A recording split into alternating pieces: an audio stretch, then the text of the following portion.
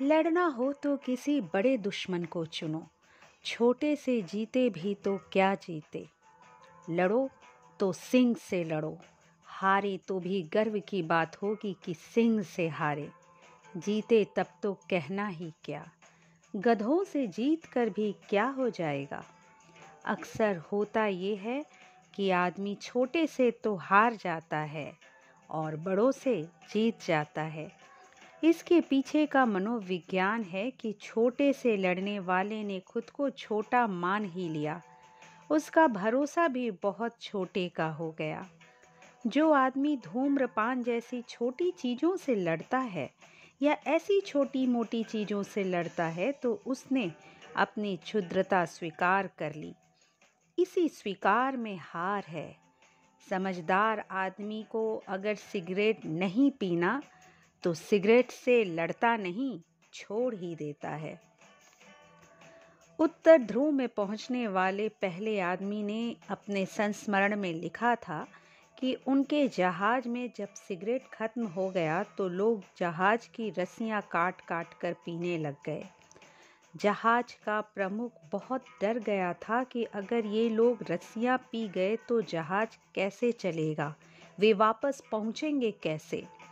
वे लोग चोरी छिपे रात में रस्सियां पी जाते थे, क्योंकि एकमात्र वही एक ऐसी चीज थी जहाज पर जिससे धुआं निकलती हो।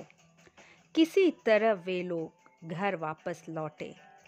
इस बात को एक आदमी जो खुद चेन स्मोकर था पढ़ रहा था। उसने सोचा अगर वो भी उस यात्रा में होता तो वो क्या करता। क्या वो भी उन गंदी रस्सियों को पिया होता।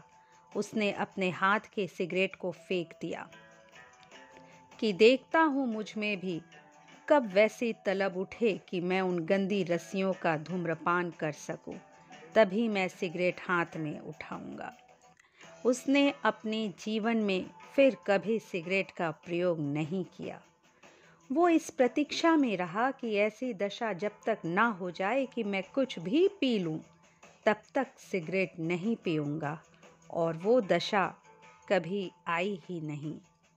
तुम तलब उठने के पहले ही तैयार बैठे हो कि अब तलब उठने वाली है। इन क्षुद्र बातों से लड़कर क्या मिलेगा।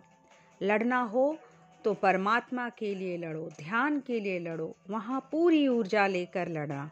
इस विराट की लड़ाई में तुम अकेले भी नहीं रहोगे।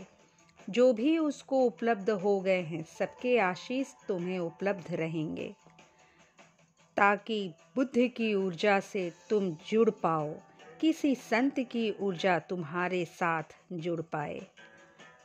जब बुद्ध की ऊर्जा अपने साथ जोड़ा जाना संभव हो तो कोई ना समझ ही है जो इसे ना जोड़े।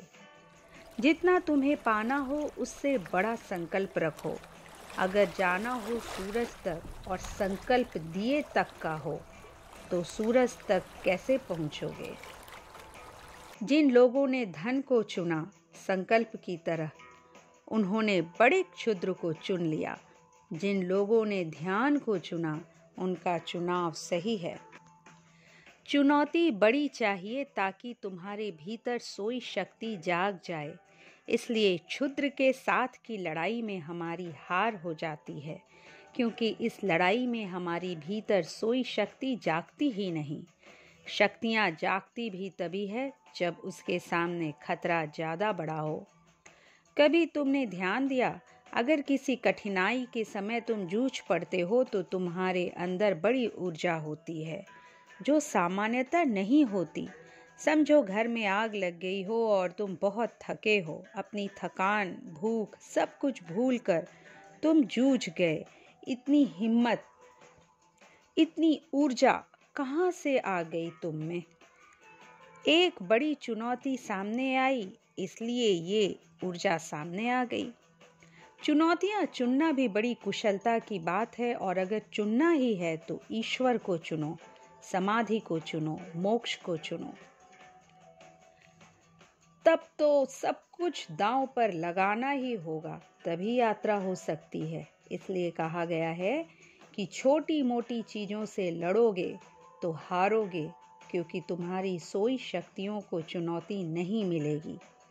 परमात्मा को पाने की प्रबल इच्छा से जब तुम जग खड़े हो जाओगे तो तुम्हारे भीतर सोई हुई अंतःस्थल की सारी शक्तियां जग जाती है, क्योंकि इस बड़ी चुनौती के सामने अब कुछ भी छिपा के नहीं रखा जा सकता।